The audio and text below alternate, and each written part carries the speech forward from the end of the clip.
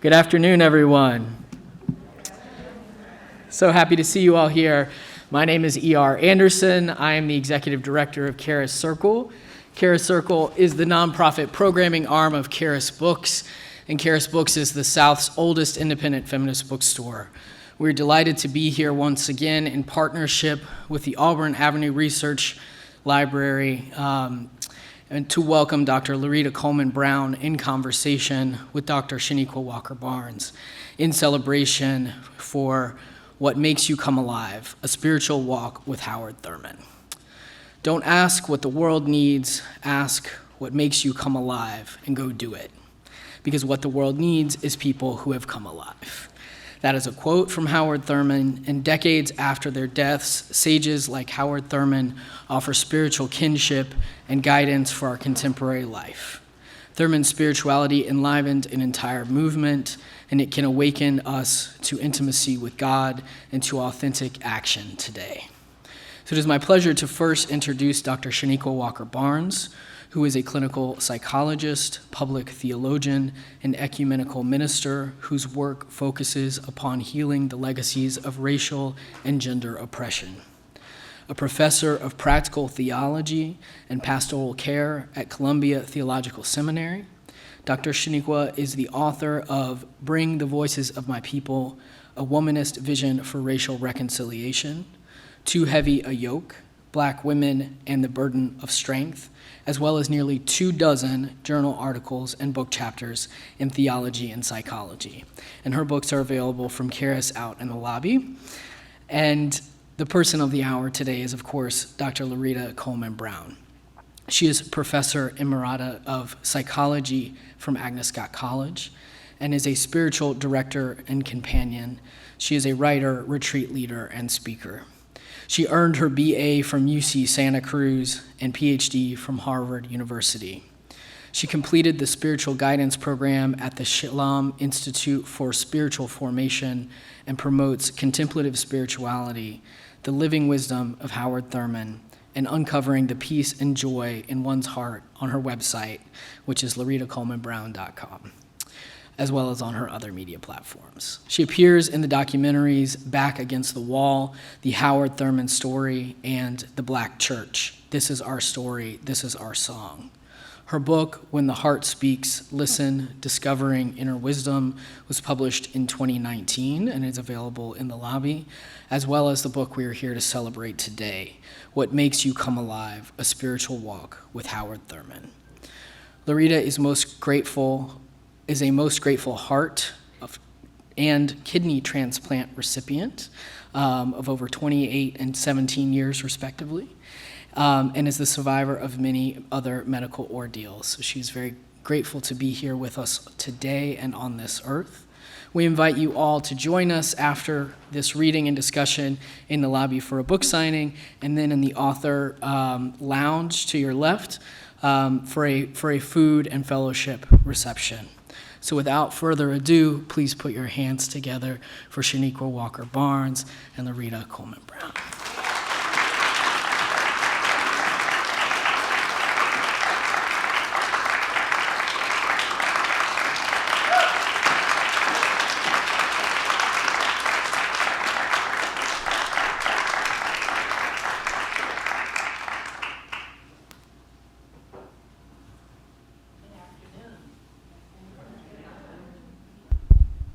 Can you hear me now?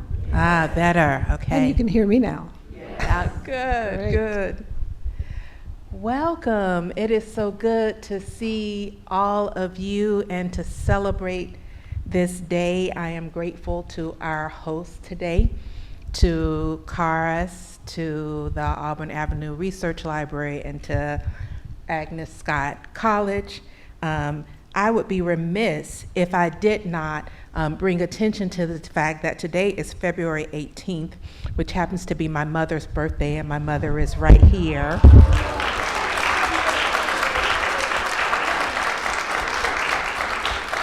So I'm grateful to be able to celebrate her and to celebrate this amazing book.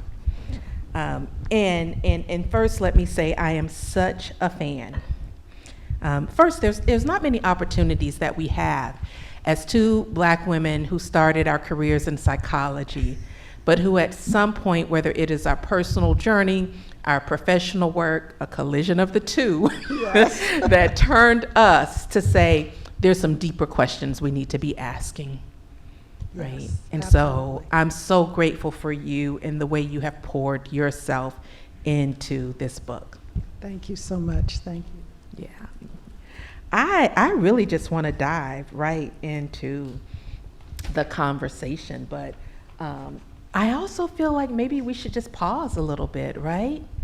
Just pause and take a collective breath, if we would.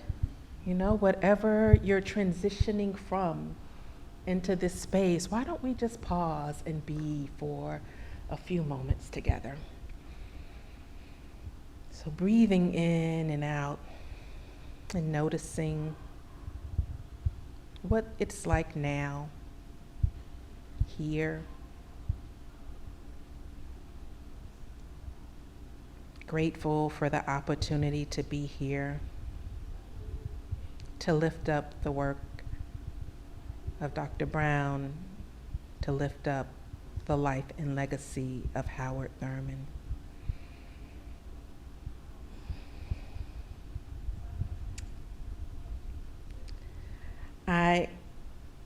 Many people have never heard of Howard Thurman and perhaps don't understand his significance.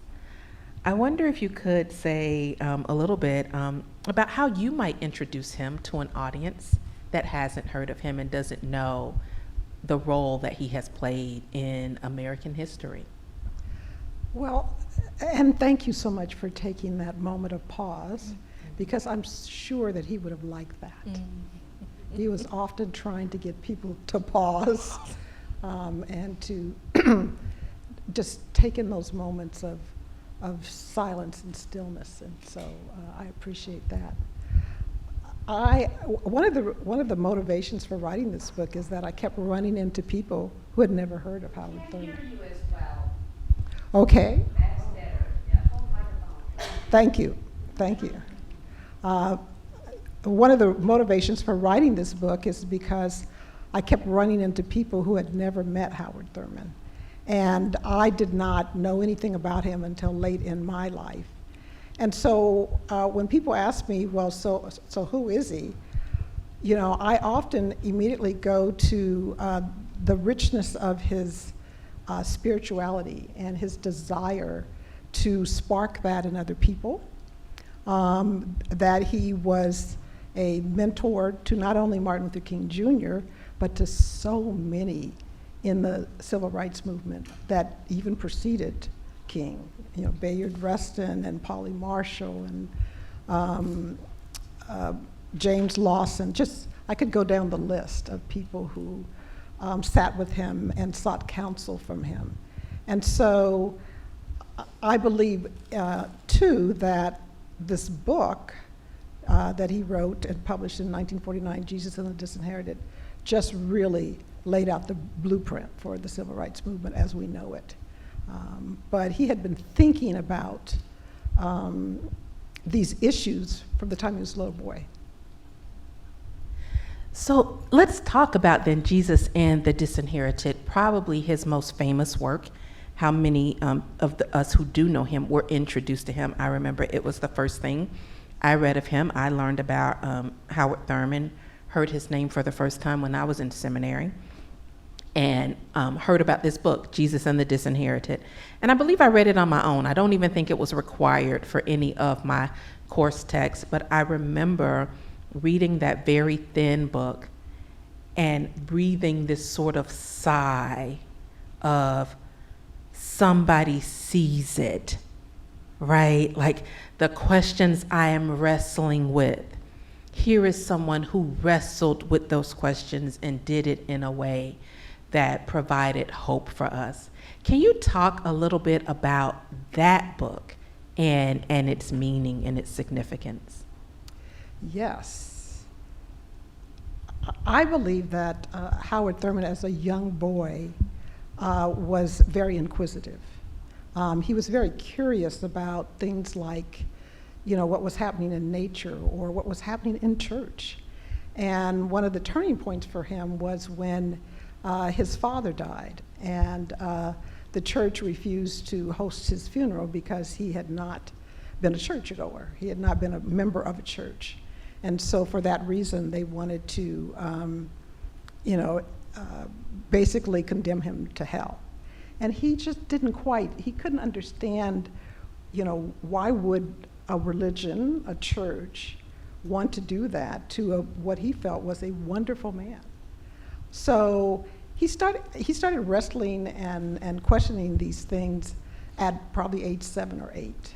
And I think as he grew older, he continued. Even in high school, he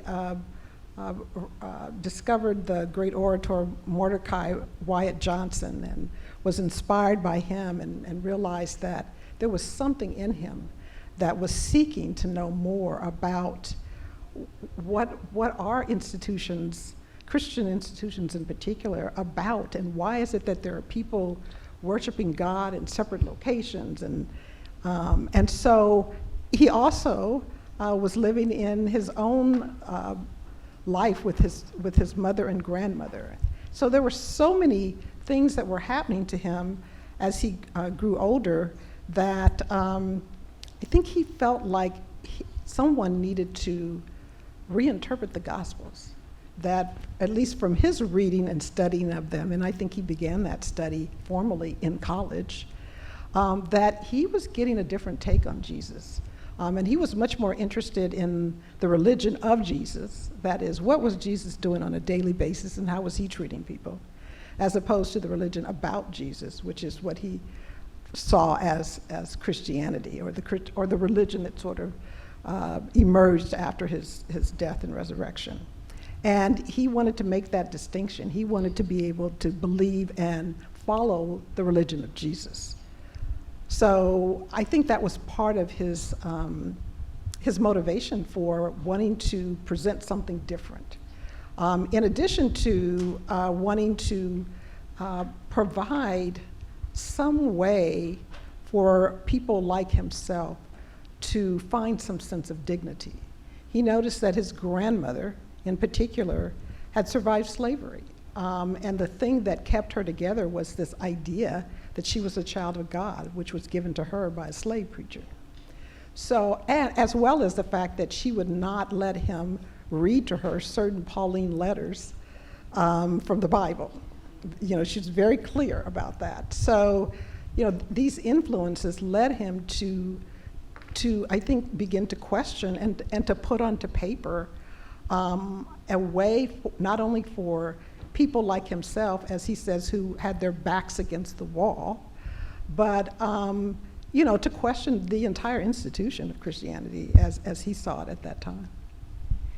Yeah, it's really striking when I read your story of his family story, and how the wrestling that led to his spirituality, right, really was rooted in his family story, rooted in his grandmother's experience of trying to make sense out of this religion that had been handed to her by slaveholders, but that she had found deeply personal, but she had to remix it in a way, right? Yes. And figure out what parts of it she would take and what parts she wasn't. The story of his father, and his father, not even before his passing, but the way you talked about his father as being deeply religious or deeply spiritual and connected to God, but not so interested in the church. Right. The organization of the church. Right. Yes. And then that sort of church hurt that he experienced, that Thurman experienced when his father died. And the way in which initially he turned away, didn't want anything to do with that, right? Yes. And all of that resonates so deeply with where a lot of people are today. We hear people talking about church hurt all the time. We've got all these terms about the nuns and the duns and the ex-evangelicals, right? And it is profound to me to see this model of somebody born in 1899, Yes. who went through the exact same things and found a way to make sense of this faith that was deeply personal. Yes. Yeah. And he felt that religion was deeply personal and that one's relationship with God was deeply personal. And so I think he felt it was very important for people to understand that and for them to engage in that process, on an individual basis. Despite what church institutions and dogmas and creeds might be out there, he was very intent on this should be something personal for you and between you and God. And then if you want to embrace the rest of this, well, that's up to you. So, yeah. And at the same time, his understanding of deeply personal is different, I think, from, say, for example, the evangelical emphasis, which is about, this personal relationship of belief, right? Yes. Expressing belief in God. And as long as I've expressed belief as an individual, then I'm good. He had a much deeper and broader understanding of who God was and how he experienced God in the world and what that meant for his walk in the world. Absolutely. I think that Thurman was a person who experienced the presence of God outside in nature. He had a tree that he talked with. And so he was experiencing God all over the place, and so I think it was that brought him back to church, because it was like, well, I can't deny that God doesn't exist. I mean, here I am, having these amazing transcendent experiences of God, and I can't deny that. And in fact, he says, someone said that he said, when I was born, I think God put a coal in my heart, and I was his man, there was no escape.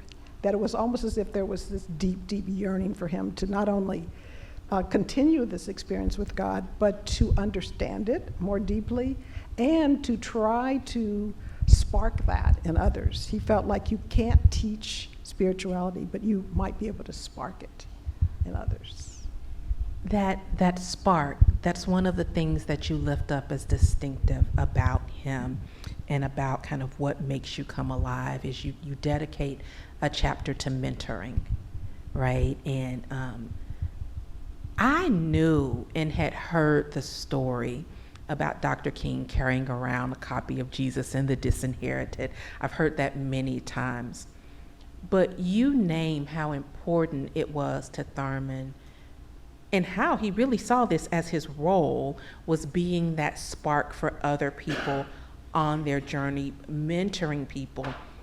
The sheer numbers of people that he mentored, right? You've lifted up some of the names, Bread Rustin, Polly Murray, all these folks we think about, but you also lift up all the people at the many students and faculty and other people who attended Rankin Chapel and Marsh Chapel and the Fellowship Church, that he has a huge legacy in terms of the numbers and the diversity of people that he mentored, and that was so important to him. It was very important to him. I think he believed that once you reached a certain level of spiritual maturity, that it was really your obligation to mentor others, or at least to be available for that. And and we see that in our churches. There's usually a Mother Wilson, or there's a Sister so-and-so, or a Elder Brown, or whatever the person may be. And so we have these sages sitting right around us. And I'd like to encourage people to go and talk with them or spend some time with them. But at the same time, for those people, when they see the need, to actually engage in that spiritual mentoring. I've been seeing more and more people seeking that. Now, I spend time, of course, as a spiritual director companion, but I think there are times when people just need to talk to somebody for a few minutes. And, we see that when people go on retreat, or perhaps, as as a professor, students come to your office and they don't always just come there to talk about the text, right? They have a host of other things that they bring with them when they walk through the door. And so, And it's funny how you are engaging in spiritual mentoring sometimes when you don't even realize that that's what you're doing. You know, you could be in a museum, or you could be in the grocery store line, or whatever, and all of a sudden, you're having a spiritual conversation with someone. And you realize in some ways that, oh, I was supposed to be here on this day at this time so that I could engage in this spiritual mentoring with this person. So, but he felt like that was his calling, that he wasn't called to be out on the street, but he was called to hold a spiritual space and to be that person that people would come to from time to time with their questions and with their concerns, and you know, to allow themselves to be, you know, gently interrogated by him. He would ask those probing, deep questions like, so who are you really? Who is Dr. Chanequa Walker Barnes, right? Really, I mean, really, who is that? And I think that's really important as we, both women who have come out of training in psychology, we know how powerful, you know, social forces are, family are, in terms of constructing a self. And the question then becomes, how much is that really you, or did that just get constructed for you? So he was real clear that we needed to start pulling some of those layers off, so that we could find out who you really were. And all of those phrases that he used, listening for the sound of the genuine, following the grain of your own wood, do what makes you come alive. It was always about the same thing, which is, who are you? You're not supposed to be anybody else out here. You're just supposed to be you. So how do you find that space or that place where you are truly who you are without all of those trappings?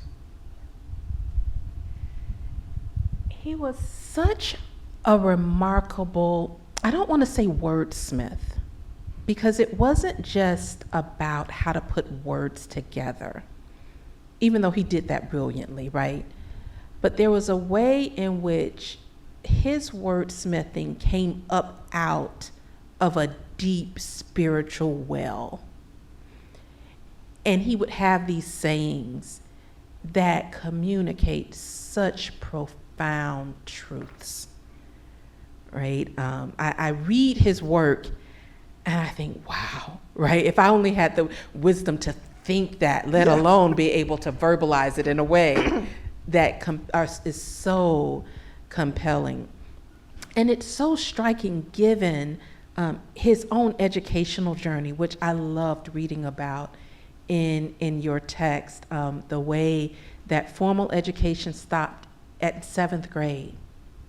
But you had to have 8th grade education to go to high school, and that to go to college, and that the community saw something in him. Yes. So again, that this is something early on, right? That's something within, early on, that the community around him recognized he has a gift and we have to support it in some kind of way. Yes, that is probably one of the most striking stories about a community coming together and saying, this young man is brilliant, and we cannot let this go to waste.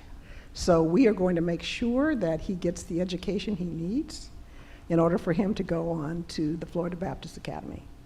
And then, of course, there is the gentleman at the train station who just appears to help him pay for the ticket that he needed to get there, right?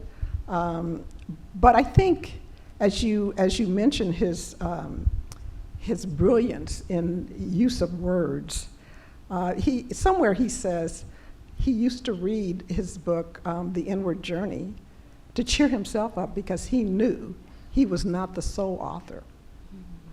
So he was real clear that some of this emanating from him was not just of him, but that, you know, the Spirit of God was speaking through him, and he was allowing that to come through him and onto the page. But his poetic prose, I mean, you just wish that you could produce something like that because it moves you. I mean, I think one of the first books that I read was Meditations of the Heart. And I opened that up and I was like, whoa, wait, what? And how did I not know about this man all these years? And, I've been reading in spirituality, by that time about 30 years, and I'd not ever, and gone to predominantly black churches and white churches and everything in between, and had never heard his name. Any ideas about why that is? I mean, there is a sort of resurgence and renewal of interest as more and more people are talking about him, writing about him, right, sharing his work, but that for so many people still, he's an unknown name. Any ideas why this great theologian, but also somebody who was the first in so many notable ways, right? Why is it that we don't know more about him or don't hear his name more? I think there are several reasons. One is, of course, oftentimes those people behind the scenes of a major movement remain behind the scenes. And I think in the case of King, who was absolutely courageous, and you cannot deny his greatness.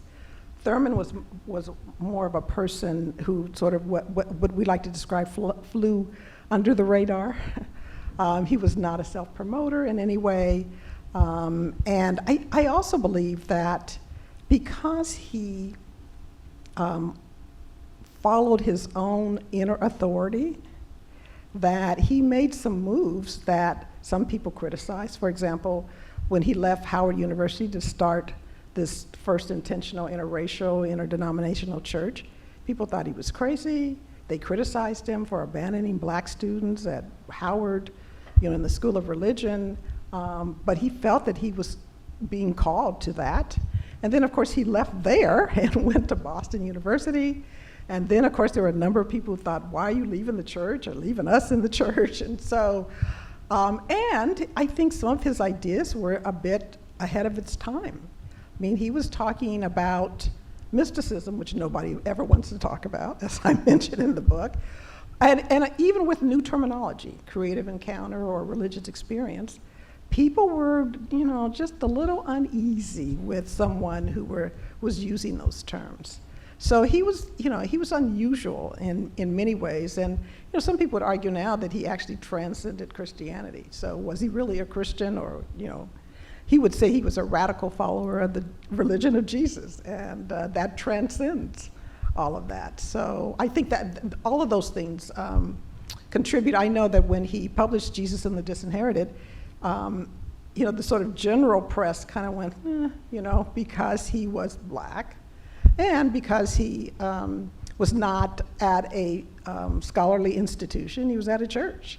So, we know how the world operates, and sometimes it takes a while for people to begin to understand. Certainly there were some people who read that book and said, oh, wait, there's some stuff in here that are really going to help us. But there were others who just, I think, kind of wrote him off because, they felt like he was, moving in a direction that they were not particularly interested in. Yeah, in so many ways, he didn't fit, right? Any clear-cut mold, right? Didn't fit the clear-cut academic mold, the clear-cut black preacher mold, yes. Right? Or the clear-cut activist role, right? He was not an activist in the sense of being on the front lines, marching, participating in direct action. But you use the terms spiritual activists, and then also drawing on Alton Pollard, mystic activists, to talk about him. Can you say more about activism as it's revealed in his life? What does he teach us about activism? How does he help us to expand our notion of activism?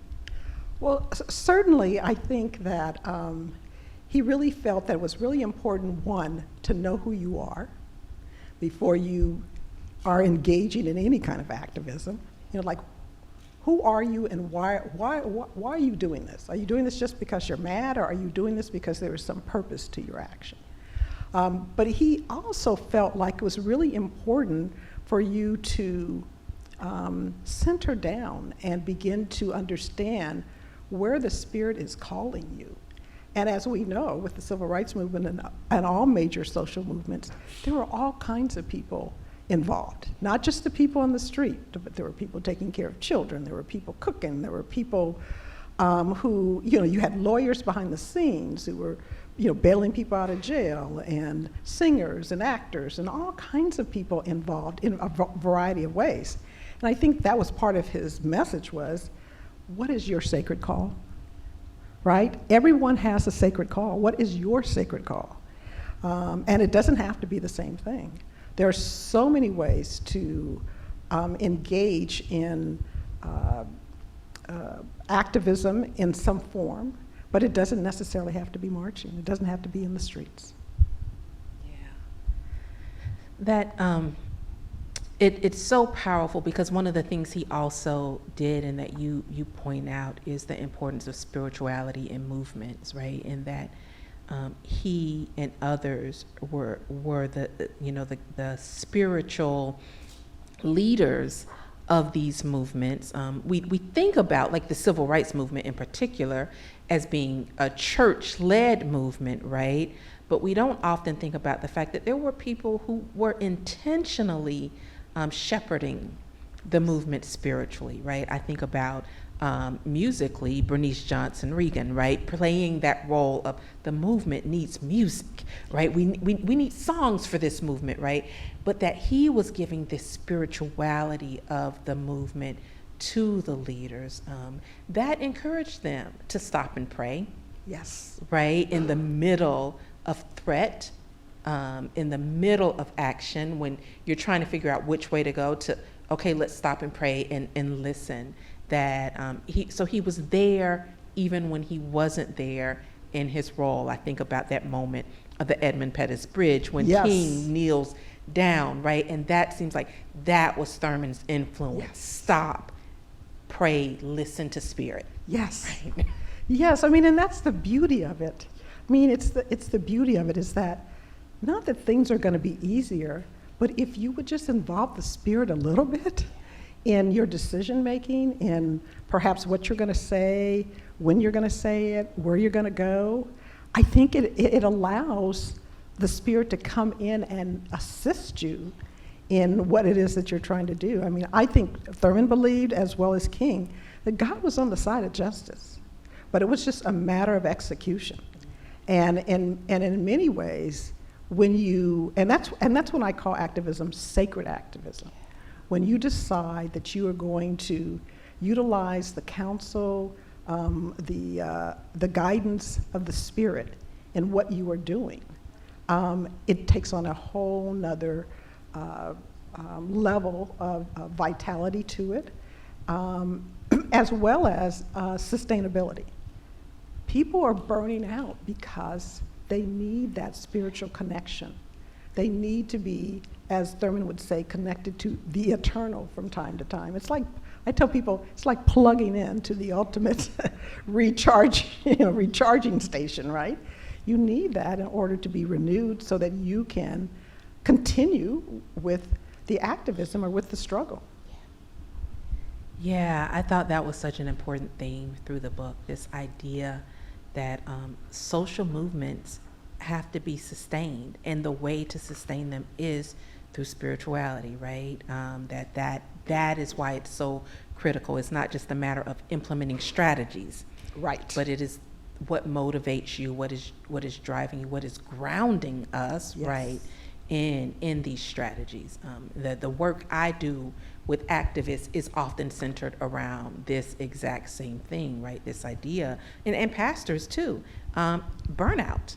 Yes. Right? Because you've lost a sense of connection. You've lost a sense of who you are. Yes. Right? And who you are in this great big world that is governed by this transcendent spirit. Yes. That is so critical. And so that's one of the things that I find again and again when I come to Thurman's work. It is so inspiring. It's inspiring to my own work and my own life as someone who feels like a misfit, right? That when I see him and I think, oh, there's somebody who was a misfit and who was great. Yes. Right? It's okay to be a misfit. in activism, in the church, in all of these other ways, right? But I think it's so wonderful that he chose to be himself. And so in some ways, he's not a misfit, he's being himself, and the rest of us are just marching along with whatever's going on, right? And so I admire people who choose to be themselves and not just be another version of whatever else is happening at the time. So he offers us a great model for, remember, if you are a child of God, be that, and you will be protected.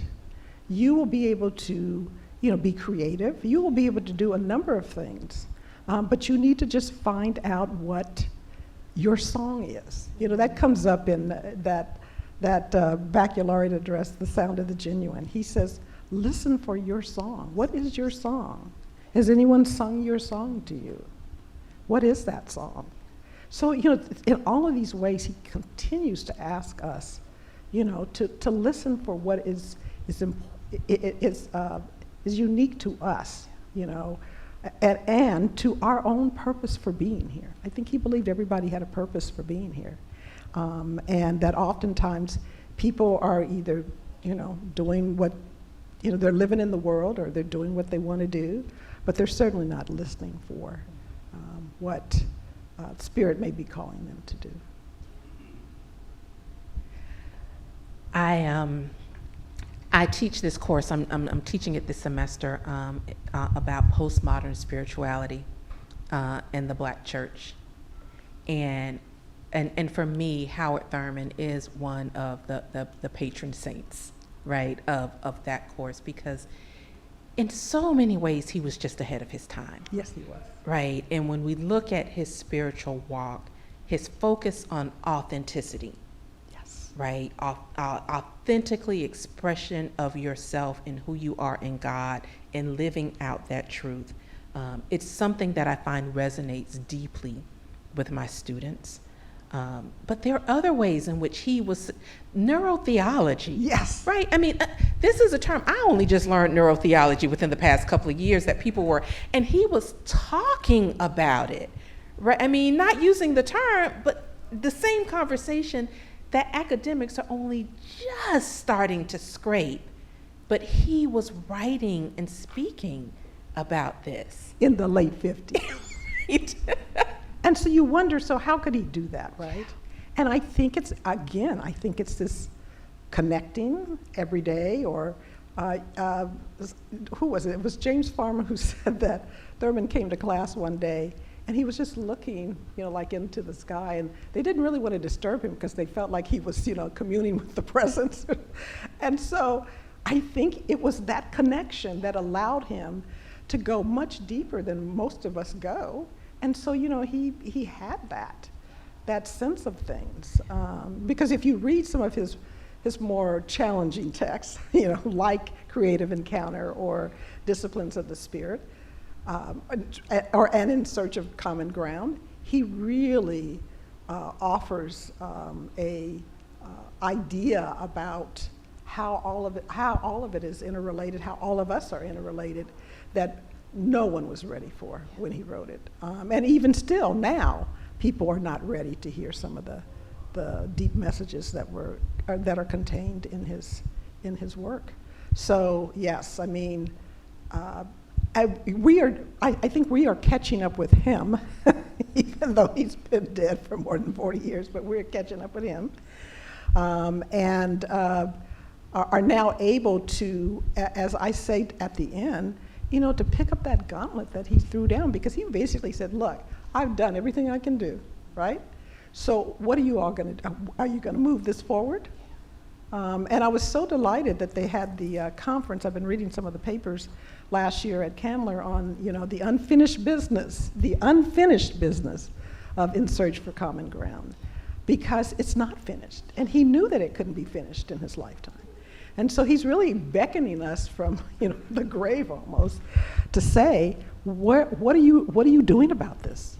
And how are you going to move this forward? Because it needs, I've given you all I've got, so what are you going to do?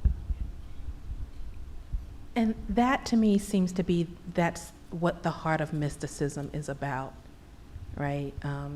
In seminary, the mystics that I learned about were often the people who withdrew from the world, right? They were in their rooms that they never left, or in their homes that they never left, and communing deeply with God and going into trances and all of these other things. And with Thurman, you get someone who is deeply, intimately connected with the world, in the world, and tapping into this great unknowing, right? And then trying to communicate that to the rest of us in ways that we're still just trying to catch up to. Right. Right. Right. But, his form of mysticism was you go down into God and you come up in oneness. And in a sense of a stirring within you to try to restore this oneness. It's almost as if the oneness has been broken. So how do we put it back together again? What is your role in helping to restore God's beloved creation? And that included the environment. So he was, some would call him an environmentalist as well.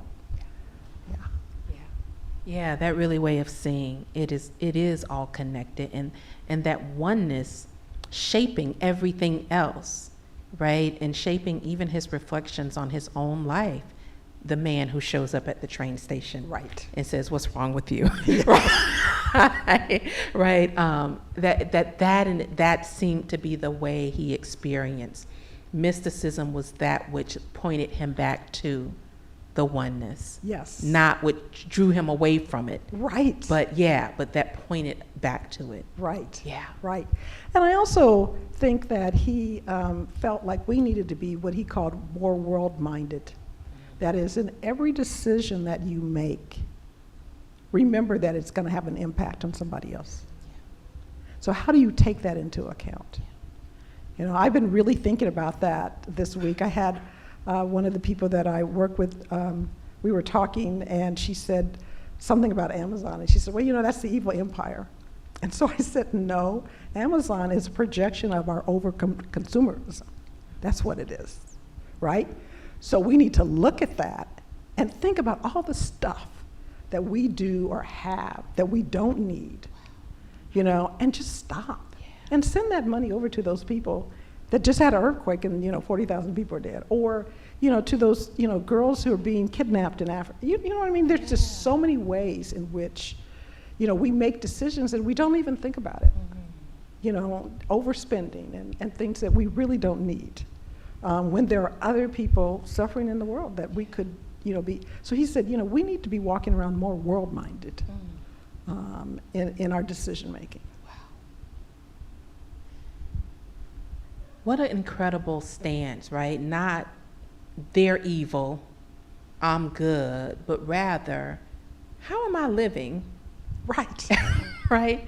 In ways that reflects a care for the world. Yes. How am I living in ways that doesn't reflect care for the world? For that to be, just imagine if that were the driving motive behind our religions, right? Yes. Yeah. And in terms of how we live them out. Right. It's often there in doctrine. Yes. It's often there in the sacred text, but it's often not there in the way that we live it out. Yes. Yes. One of the final things I want to ask about before we get to for the Q&A, we'll do a little opening up for the audience to talk with us. You talk about his concept of a working paper. And I feel like I have to go back through the book and look for that. In many ways, at the end of every chapter, you were offering questions. You were offering prompts for reflection and action that invite us into developing our own working paper. But can you tell us a little bit more about what that means? And maybe if, as we get ready to enter into Q&A, if you were to have a charge for us today in terms of developing our own working paper, what might that be? Well, now that's a question. Well, Thurman had this idea that we each should have a working paper. And he actually proposed in a sermon in 1958 a series of questions that you should ask yourself from time to time, but that the working paper should be a living, dynamic sort of rules of living that you sort of look at from time to time and ask yourself, so do I need to make some revisions in this working paper? But we each, just like, companies have, working papers or institutions present working papers, well, we should have our own working paper. Because otherwise we, as I would want to quote Professor Gregory Ellis, said, we are just walking around offices that are just available for the highest bidder. I mean, and it links to his idea about, listening for the sound of the genuine, because if you cannot hear it clearly in yourself, you will always be on the strings that someone else holds. So the idea here is that who are you? What is your sacred call? What are you doing to move towards that? What obstacles might be in the way? And how might that sacred call have an impact on other people who might be connected to you? So he really felt that we need to be living our spirituality every single day, but that there should be times when we stop, pause, and review our lives. Like, where am I now? And especially in this sort of post-pandemic time when things have shifted, it's a great time to ask, who am I now? And, what do I feel called to do now? Is it different than it was before the pandemic? And how can I be more alive in the world? I mean, he would want us to really live out this statement, to do what makes you come alive. Because I think it is a reflection of that connection to, as he would say, the eternal. And when he went to visit Gandhi in the 1930s, they had this conversation about what it might take to have a social movement. And one of the things was vitality. And vitality comes from spiritual renewal. Because when you think about it, what is it that gives life to things? It's spirit. So how are we engaging with spirit, capital S, but with our own spirits to be alive in the world and to do those things that make us come alive? Wow, thank you. Thank you. That is, I think, our charge. Yeah.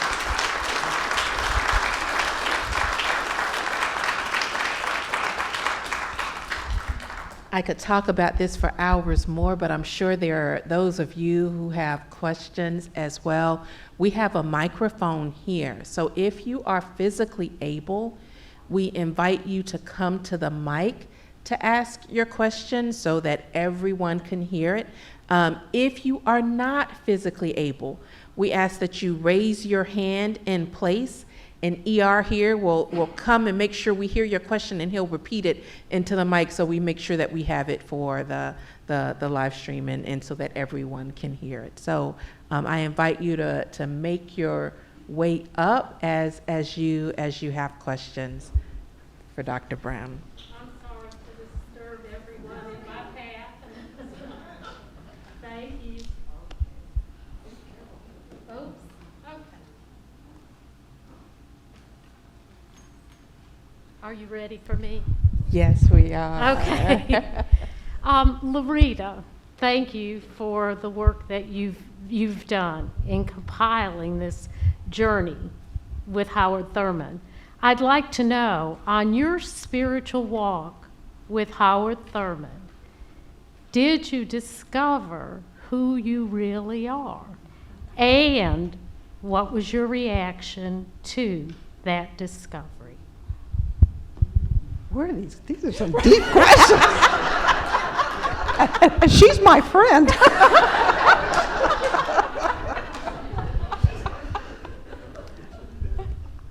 one of the things I'd like to say to my dear friend Isa Williams is that on this walk, I discovered some parts of myself that I didn't know or was not aware of before. I think that this process of discovery is ongoing. And I think Thurman would say that it is ongoing. It is a continual process. But I came away with a greater appreciation of the power of the Spirit in our lives. And I recently wrote an essay for an online journal called Savor the Serendipities, because the whole process of writing this book was just one serendipity after another. And it was that point where you just had to trust that if you kept working at this, that Spirit was going to just send you something else. I mean, I got sent a class by Walter Fluker during the middle of the pandemic, and I didn't have to leave my house to take it. And, then Peter Eisenstadt, publishes a 400-page, historical biography on Thurman, and I learned some things I hadn't learned before. And so, things just kept coming to me. And every time I wanted to stop, it was like, the Spirit was like, no, because I really do think the Spirit wanted this book out. So I just had to keep saying yes to that, and to, continuing to trust that biting Spirit is with me all the time and will continue to be with me. This is a question for both of you learned ladies. If you would both share one favorite way of centering down and one least favorite way of centering down.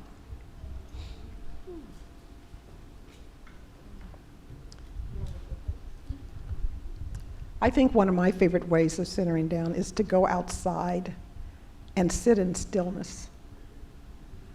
There's a lot of stillness outside, and oftentimes we're not aware of it, but it's very evident in the early mornings, particularly on Sunday mornings, and Christmas morning is probably the stillest day of the year.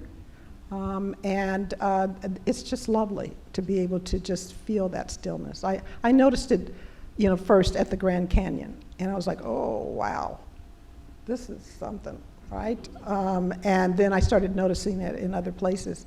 Probably my least favorite is those days when my mind is just jumping up and down, and I sit to listen, for the voice of God in the morning, and it just won't be quiet. Yeah, for me, my favorite, I would say, way that the practice I am drawn to is meditation, mindfulness meditation in particular.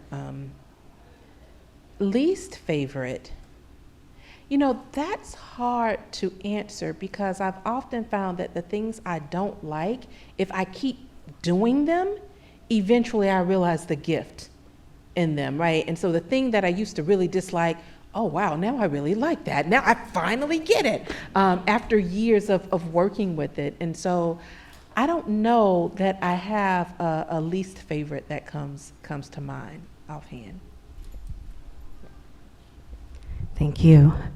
I'm writing an autoethnography. I'm a vocal artist, and the start of my autoethnography is Howard Thurman, for some reason. And it is a working document, and I don't want to let it go from being a working document. And I was curious about your talk about working document, and what is that spiritual practice of having a living working document, and how is that also different than journaling, for example?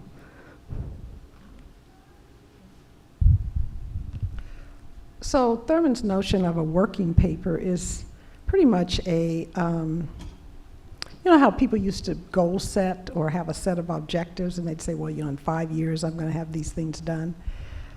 His, obviously on a much more spiritual level, he felt like, there were a series of spiritual questions that one needs to ask of themselves.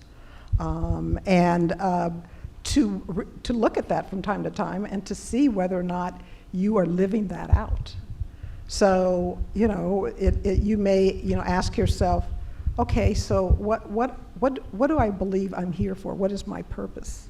And then to ask yourself, maybe in 6 months, how much closer am I to living my purpose? So but he believed that it needed to be revised because things change from time to time. I would like to know what makes both of you in this today come alive today.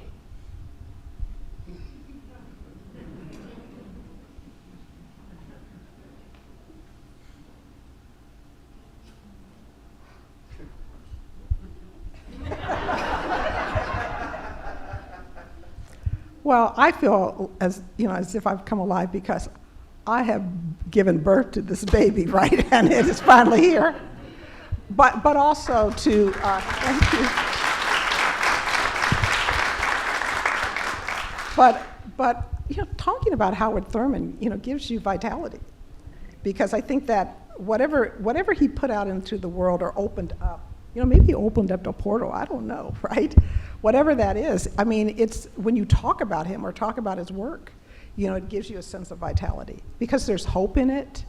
There's a sense of feeling like, oh, I can do this. My life can change as a result of engaging in some of these practices. So for me, that and the jacket I have on make me come alive. I was admiring that jacket. For me, I think it's very related. It is, for me, tapping into what my purpose is, which is what I really think a working paper is about. And so I've identified part of my personal mission is to aid individuals and society in healing the legacies of racial and gender oppression. And so anytime I get to do something that I feel like gets me, I think I contributed today, right? Whether it is writing something or it is teaching, or sometimes it's students who tell me, I found a therapist, and I'm like, yes. I got a spiritual director, yes, I did it. So it's those are the ways in which I feel like I'm fully alive, yeah.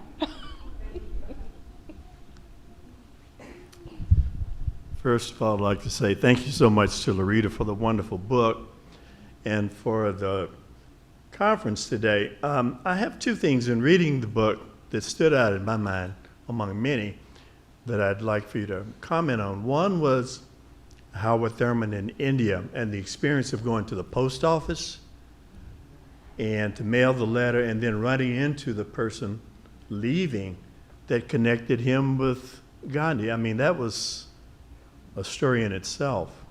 Second was his time spent with the Quakers and how that influenced him, because that seemed to have a significant impact on his life. One of my favorite chapters to write was that chapter on sacred synchronicities. They happen. And they were evident in Howard Thurman's life. They've been evident in my life. I'm sure that everyone in this room has had those situations where they happen to be sitting next to somebody who happens to connect them to something or whatever. And he basically said, we can call it a coincidence or, just a happenstance. But there are times when he felt like it was the hand of God. So I think that particular incident in his life in many ways changed the course of history in the United States in some ways. But, I have to also say that I really believe that the Spirit was in this long before King was even born. Because if you noticed, Howard Thurman's second wife, his first wife died. His second wife, Sue Bailey Thurman, and Alberta King were roommates in high school. It's like, and one of the first places that the Thurmans went after they came back from India was to have dinner with the Kings. Martin was 7. So if there wasn't some kind of intervention of spirit in all of this, I don't know what else it could be. And what was your second question? I forgot the second. Oh, the Quakers.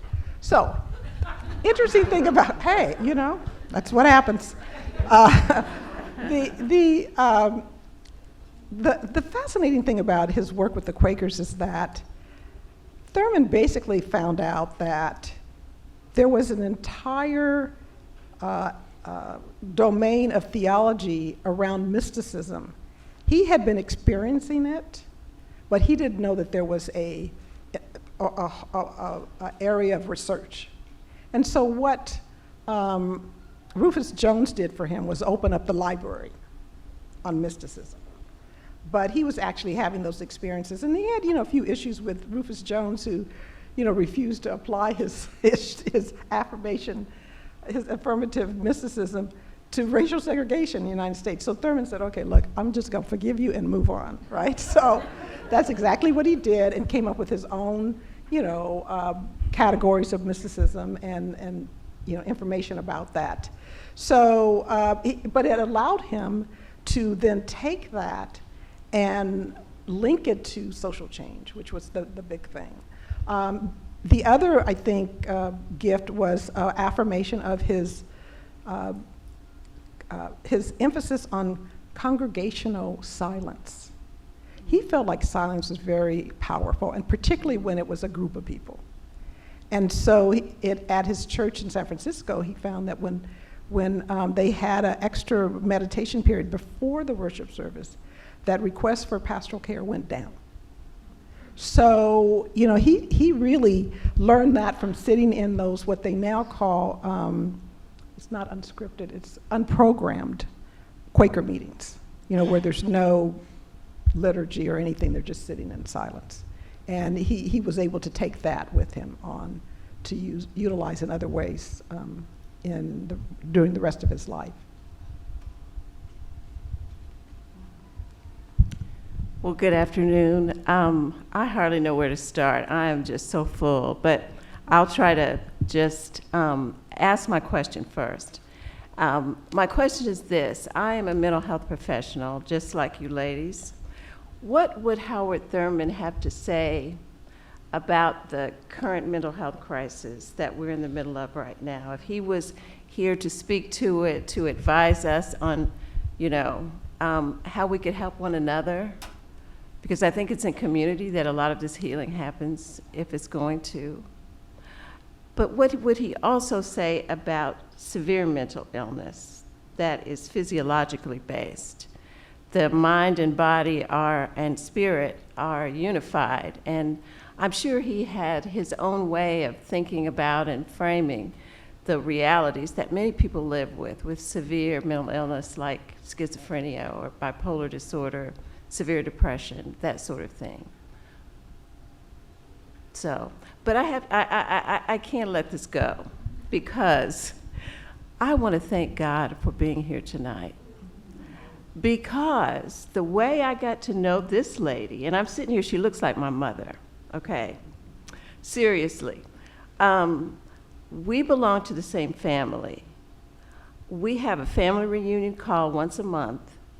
Shortly after I moved to Atlanta, somebody said, you know, you have a cousin who lives there, you need to find her. Her name is Lerita Coleman Brown. I said, okay, I'll do what I can. You know, I'm just new to the city. So I am looking for meditation materials and some things to just bolster my own spirit. I ran across her name. And how many Lerita Coleman Browns are there in the world? I don't think but one. So I sent her an email and I said, you know, I think we might be cousins. And sure enough, we are. I think our grandparents are siblings. Yes. So I just thank God for that, because, you know, on my own spiritual journey, I just cannot imagine what else he's gonna do. All right? I just had to share that.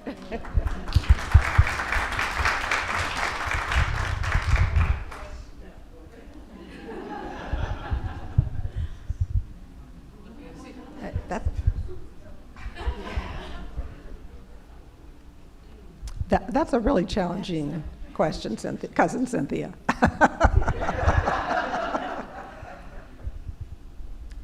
Yeah, I wonder if Howard Thurman might have had wisdom sort of like Octavia Butler, right? Because if you read Octavia Butler's books, you get that same sense of prescience. How did she know? But in one of her books, I can't remember which series it is. It's one of the series about the aliens who take people from Earth. But one of the things she points to, she talks about how what we consider mental health now, mental health disorders, many of them are caused by the way that we are polluting the Earth. And the aliens say, and you all just didn't know that yet. You called these people mentally ill, but really it was the result of these things. And part of me wonders if in his working out, if he might have had some prescience into that. And at the same time, I'm also aware that for much of his life, the way that we talked about mental health issues now would have been a foreign concept, right? And so that he might have not thought about those things to the extent that we do now. I do think probably what I imagine is that in his congregation, he would have been much more accepting of people in who they are, even if who they are at the time was somebody wrestling with active and serious mental illness. If he might not have formed a congregation that would have said, we welcome you, right, even in this moment, and that might have been one of the gifts that he might have offered to us. At least that's what I like to imagine.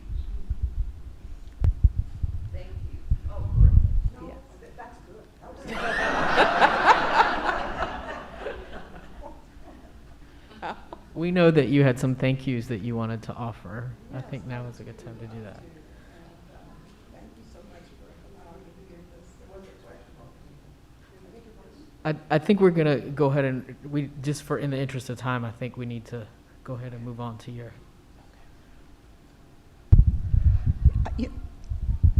In the spirit of my dear cousin too, I just want to thank the divine creator and presence which holds all of us and all things together.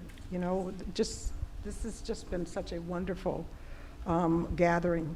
But there are lots of people who have walked this book journey with me. Many of them were acknowledged in the book, but especially Bernard Kynes, who introduced me to Howard Thurman, and to Beck Cranford. Is she here? No? Beck Cranford, who gave me that portrait of Howard Thurman at the Wild Goose Festival. Especially, I also want to thank the Auburn Avenue Research Library for hosting us today, and especially Morris Gardner, the director. Karis Books and more, the staff, especially ER, and Dartrice Rawlings, and Linda Bryant, who was one of the founding members of Karis, for connecting me with Karis. To you, Dr. Chanequa Walker-Barnes, for being such a wonderful. You asked such great questions. Thank you so much.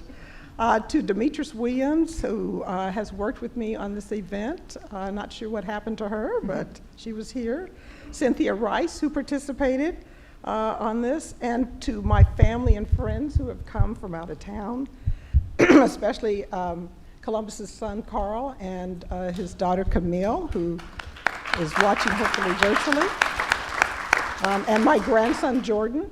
I'm not quite sure where he is. To my cousin Danita, the Grishams, the Coleman Finney families, the Smith families, the Isles family, and last but certainly not least, my dear sweet husband Columbus, who has been on far too many Howard Thurman retreats. He probably could just recite most of the meditations to you. But he's just such an extraordinary human being and has just been, we talk about divine intervention. I think he was sent to me, or we were sent to each other to be partners on this walk, and I thank you so much, sweetie, because you have gone beyond the call of duty. Thank you so much.